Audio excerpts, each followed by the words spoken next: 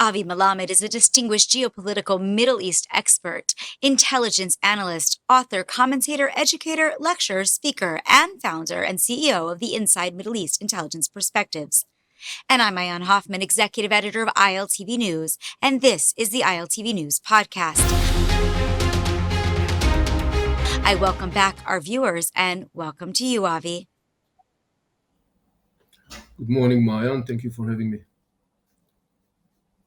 Now, Avi, you've said that Iran's nuclear program has been set back but not dismantled. Given the recent developments, why do you believe that do you believe that the setback is significant, especially given that we're looking at a potential ceasefire?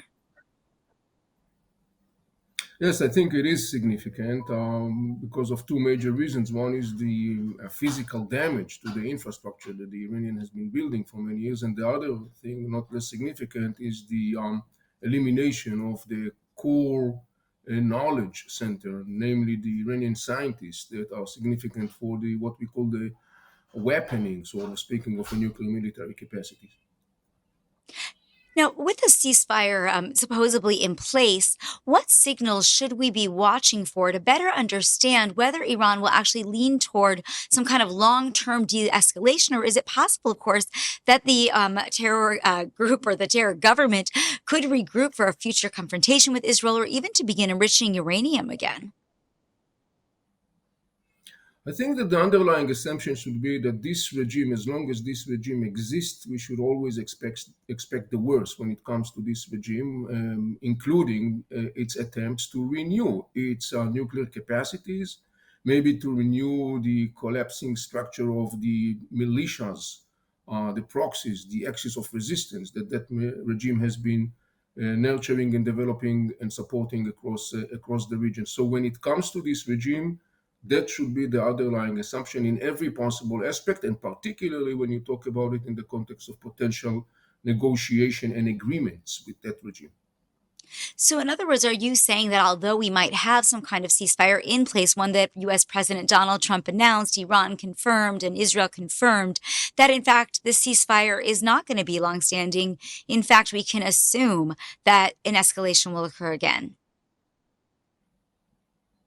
Well, not necessarily in the context of the ceasefire. I think that in the end of the day, the Mullah regime has a lot of good reasons to have a ceasefire. I think also it's an Israeli interest. But what I'm saying is something beyond the ceasefire. I'm looking at the day beyond, and we are talking, for example, let's assume that we reach to the point where the negotiations is going to resume between Iran and the United States and the Western powers. Everyone expects that these negotiations, this time, the Mullah regime will not be able to play as it used to do in the past, and it will have to comply with some very non-negotiable lines or demands that were set by Trump administration. But then again, we should all the time expect that this regime will do what it excels in all those years, and this is basically to try to fool everyone around. We did that, he was deceiving the Western negotiators, he was deceiving the International Energy Agency.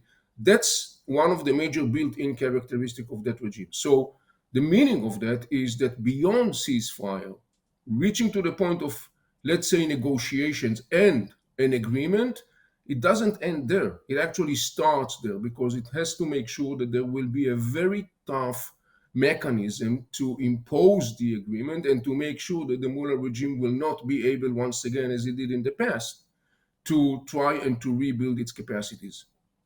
Now, you have warned that continued military escalation could threaten, the sustainability of the regime, its ability to even survive.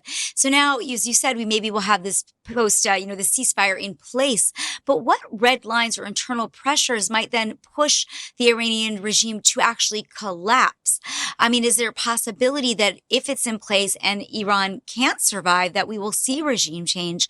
And, I would ask you with this also vice versa. Is it possible that there will be some indications that, as you said, there aren't enough checkpoints in place and maybe Israel would need to resume attacking Iran at some point in the near future? We should take into consideration that already prior to the war, there has been some significant power struggle within the Iranian regime, and that power struggle has been intensifying, and obviously it's going to intensify following the war. There are a couple of major points we should notice. One obviously is the question about the post Khamenei time. Who is going to be the heir, so speaking of Khamenei? That is already for itself ignited before the war a lot of tensions between the Iranian power center. The other thing is the challenges inside Iran, the enormous challenges economically, socially, and so on, environmentally, have not disappeared because of the war. To the contrary, obviously, they are going to deepen. The other thing that we should notice as well is that there has been always a sense of discontent, unrest within the Iranian population that has been kind of like erupting from time to time because the regime was brutally oppressing them. One of the most significant power in the end of the regime that helped the regime to suppress or oppress that uprising was the fact that it has basically projected terror even without using that terror. Now what we see in Iran following the war is that image of the regime, this ultimate immunity and ultimate deterrence capacity, has been not only significantly damaged, it has been damaged in a very humiliating way. And so we are looking at a combination of things all around together, adding to that assumption that the sanctions of the Western power will continue on this regime until it will finally comply. We are looking at a situation that it's very possible to expect a significant aftershock waves within the regime itself.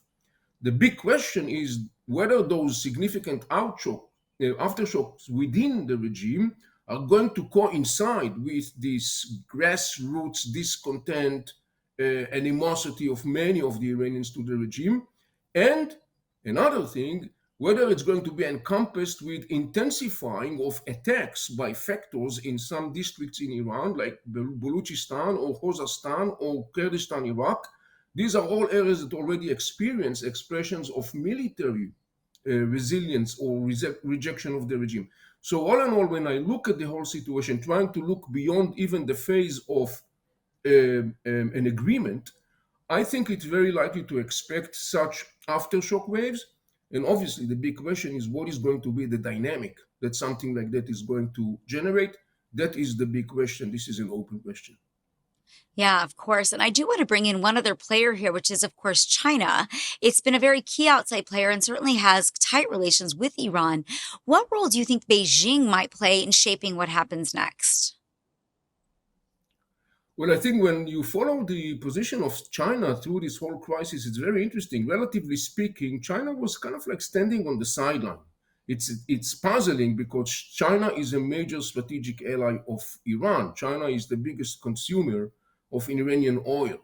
I have been saying all along since the beginning of the crisis that the Chinese, basically beyond the scene, put pressure on the Iranian regime to move towards concluding this phase of the collision because it's not good for the Chinese interest. Indeed, when there were reports about allegedly the regime planning to close the Hormuz Strait, China rushed to make it very clear that this is something that the Chinese, to put it mildly, will not be in favor of. That was a very clear signal from China to Iran. What are the lines that should not be crossed?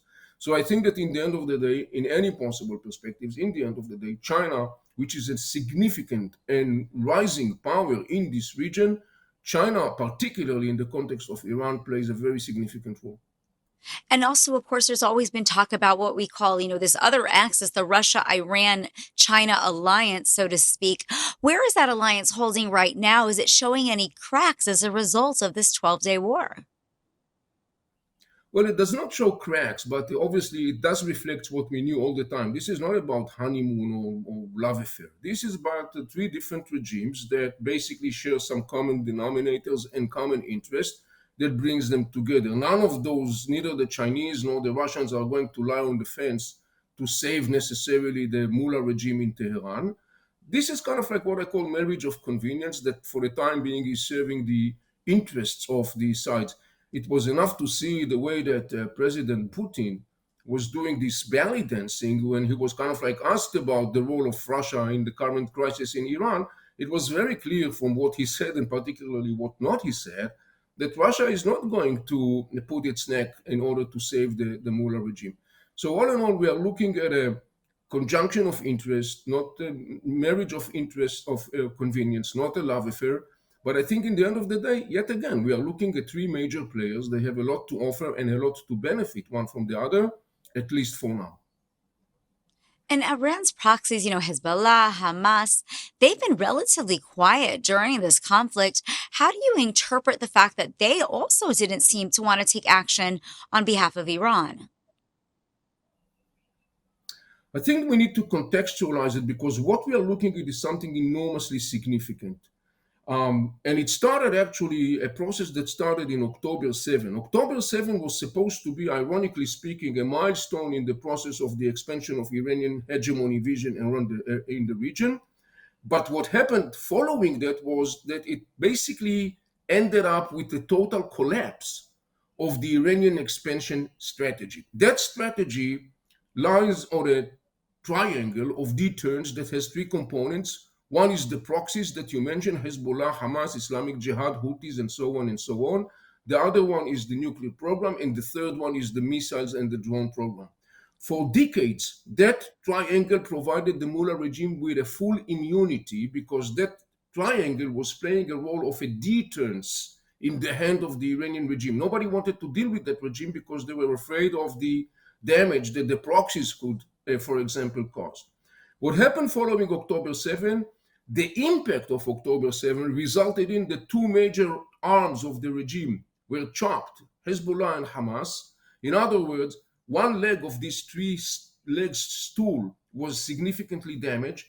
Then you got the Israeli-Iranian standoff during 2024 that further deepened the erosion of the Iranian deterrence capacities and images.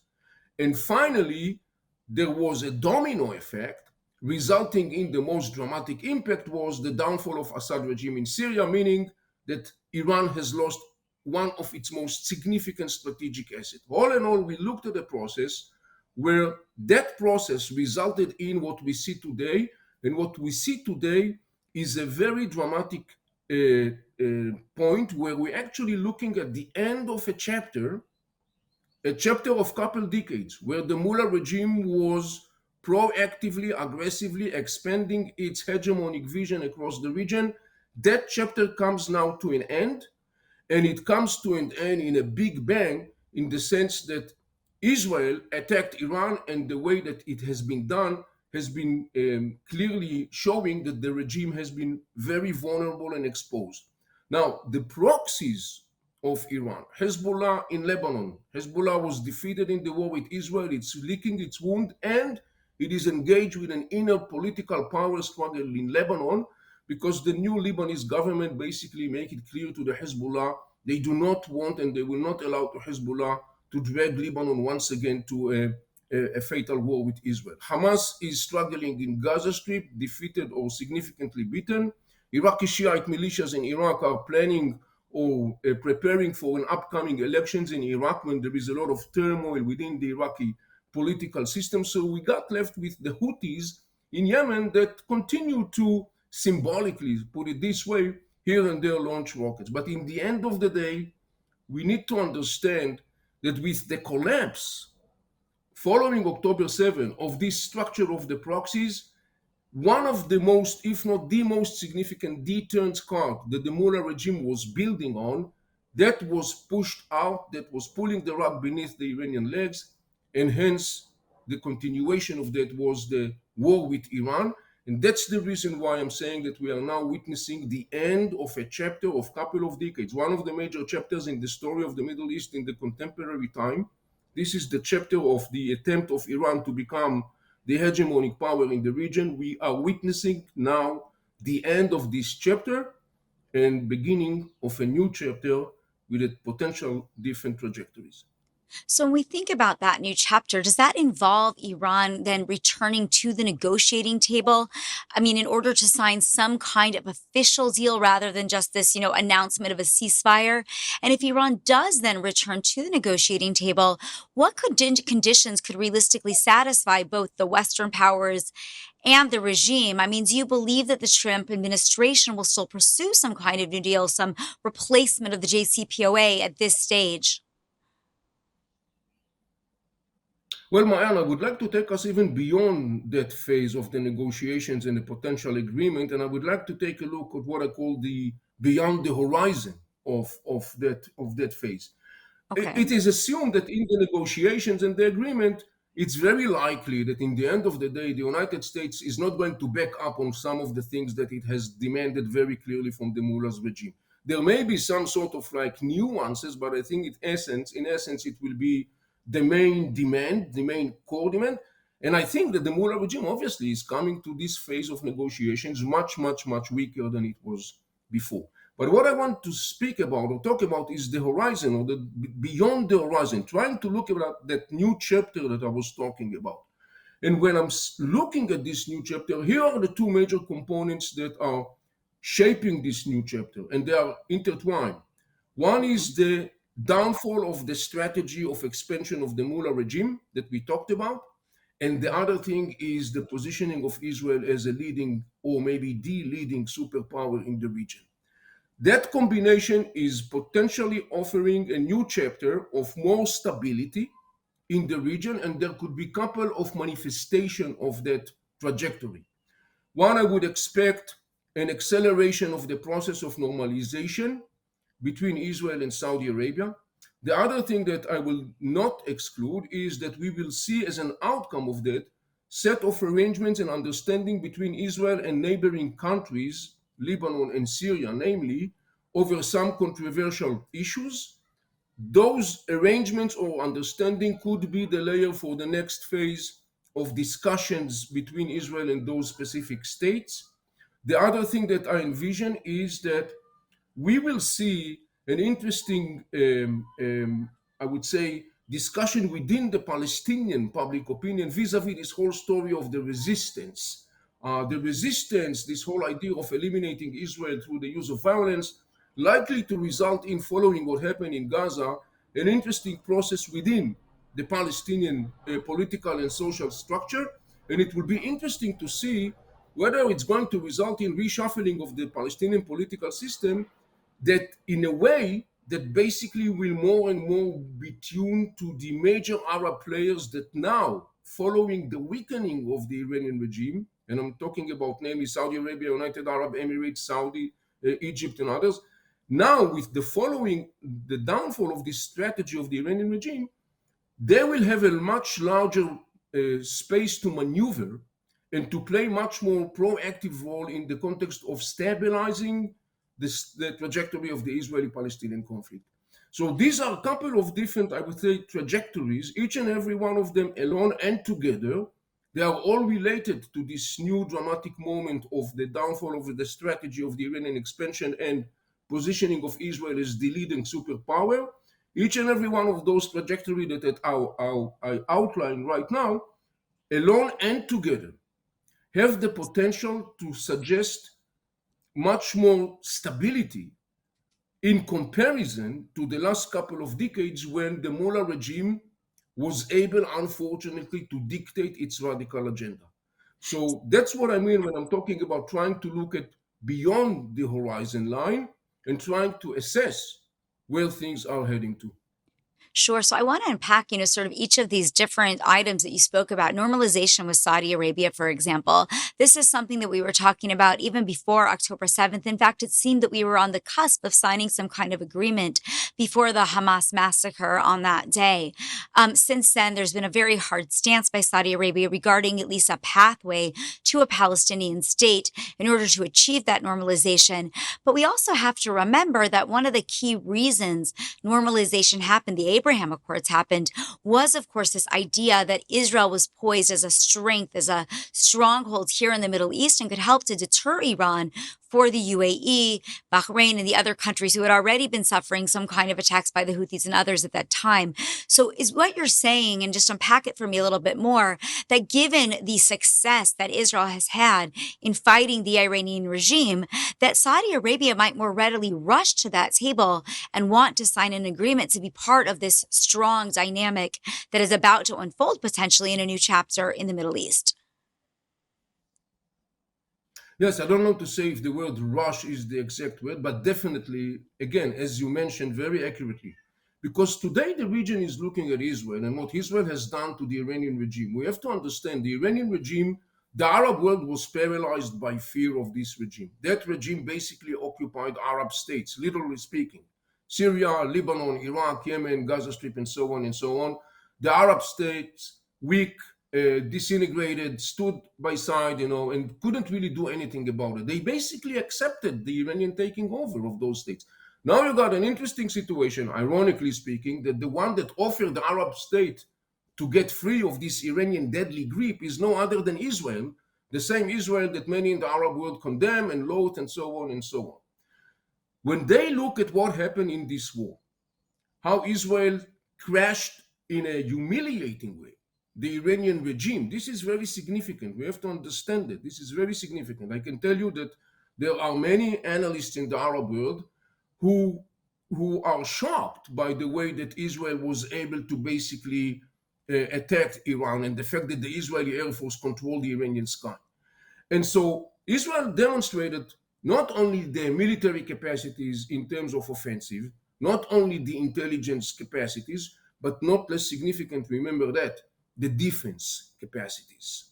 And so all of those things together obviously raise enormously the value, the stock in the stock market of Israel in the region.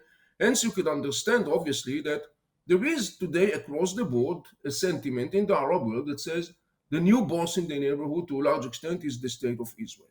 That will have ramifications, I would expect, and manifestation on the ground, particularly or among other things, also in the context, as I mentioned before, in the process of normalization, of Israeli-Saudi normalization.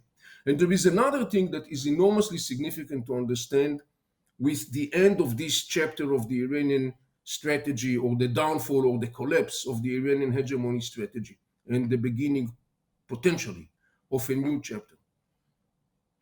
One of the things that characterized this chapter that Iran was able for the last couple of decades to impose and dictate its influence and vision was because we have witnessed the strengthening and rising to power of semi-state entities.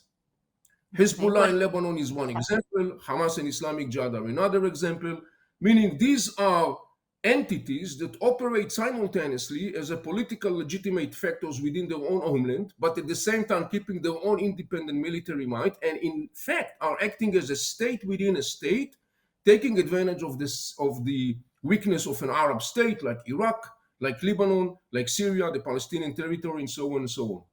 With the end and collapse of the Iranian strategy, one of the potential outcome of that is the weakening of semi-state entities. This is for itself a good process because it could enable states that have basically been the victim of this process of semi-state entities, it will enable those states to restore sovereignty.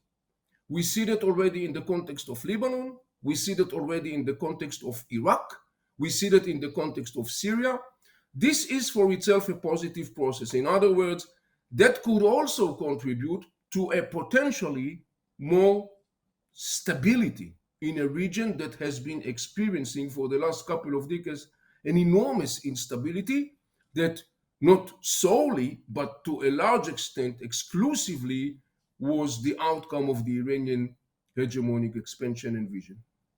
So now I want to take further this idea of the Israel-Palestinian conflict being solved. You mentioned that this would also have some shifts, certainly in the leadership of the Palestinian Authority. Talk to me about the vision for that. Beyond the horizon, we've got a corrupt Palestinian Authority operating in most parts of Judea and Samaria and the territories in the West Bank. We've got a Hamas leadership still in Gaza, though we're working very hard to overthrow it. And certainly Hamas has been weakened quite substantially. So what is the vision there, with Iran being weak and these proxies not maybe seeing Iran as their leader anymore, or certainly as a weakened leader, who will take over in those areas? I will note three major factors in the context of the inner Palestinian, and then I will say something in the context of the inner Israeli. Okay. In the context of the inner Palestinian trajectory ahead, I would say pay attention to three major components that are now changing the picture. One is the outcome of October 7 in the context of what happened in Gaza Strip and how it's going to reflect on the inner Palestinian discussion. The second thing is obviously the downfall of the Iranian strategy. In other words, the Hamas and Islamic Jihad are basically now kind of like have to totally recalculate direction and strategy because of that fact. And the third thing is the fact that now with the downfall of the Iranian strategy, there is a larger space for Arab major players to take much more proactive role in the shaping of the trajectory of the Israeli-Palestinian conflict ahead. And the Palestinians must be tuned to that line that the Arab world is going to present. So these are three components, and they are going to play a significant role in the inner Palestinian discussion. One significant issue is in the context of the slogan that is known by the name of the resistance, the code name, sort of speaking, of the elimination of the state of Israel. That slogan is very powerful in the public, emotional, political realm and discussion in the Arab and the Muslim world, let alone the Palestinians. So it will be interesting to see, following all these three elements that I mentioned before, what's going to be the impact of that in the context of the attractiveness and the impact of the slogan of resistance in the context of the inner Palestinian discussion and in the context of the inner Palestinian political reconfiguration, bearing in mind that Hamas is not going to disappear. It's going to be part and parcel of the Palestinian inner system. These are the major things I would look at in the context of the inner Palestinian arena, as we are trying to look at what I call the post-horizon area. Israel is not less significant, of course. Yes, please, go ahead. No, please go ahead. Israel is not less significant, of course. Go ahead and explain what you were going to say. Israel has been going through an enormous turbulences. As we all know, there is a lot of political tension in Israel. There is a lot of polarization in Israel that has been reflected in many ways. Today, we got in Israel a government that is predominantly dominated by the Israeli ultra-right wing. Though it has a power in the government that is totally disproportional to its real power in the collective, I would say, political system. This is a fraction of the representation, yet because of circumstances and combination of circumstances, you got today an Israeli government that is dominated and ruled by the Israeli national right wing. That situation, to the best of my reading, again, and I'm looking at the beyond the horizon, that situation is going to come to an end. It is significant because... Go ahead. Yes, go ahead. Yes, it is please. significant because? It is significant because I would expect that the next Israeli government, again, and I'm looking beyond the horizon line, the next Israeli government is going to be a government that Israeli national right wing will not have the power that it has today. In fact, I do anticipate that Israeli national right wing will not be part of the next Israeli government. And so I think that under those circumstances, that development, that political development within Israel, which are anticipated to take place in conjunction with the other processes that I was talking about, the post-Horizon Day, I think that could potentially offer Israelis and Palestinians a breakthrough in the process of the Israeli-Palestinian conflict. I'm not talking necessarily about a final solution and so on and so on. I'm talking about some sort of like a significant progress that will enable Israelis and Palestinians in a process of what I call scaffolding building to move to the next phase of an arrangements that will be kind of like part of what I call regional envelope that will sustain and support those scaffoldings. So on and on, all those things that I have been portraying, talking about the day post-horizon, the post-horizon day, I think all of those things are intertwined, they are integrated, and I think that roughly speaking, that there is a significant potential with the end of this chapter, as I mentioned before, and potentially beginning of a new chapter. I think there is a significant potential for stabilization of reality in the region that has been, for the last couple of decades, mostly characterized by significant instability. 100%. Well, unfortunately, we are out of time, and definitely something to watch for and look forward to, stability in the region. Avi Melamed, thank you so much for joining us today. And I also want to thank all of our ILTV viewers for being here on the ILTV News Podcast. I'm Maayan Hoffman, Executive Editor, and it's been a pleasure to host you.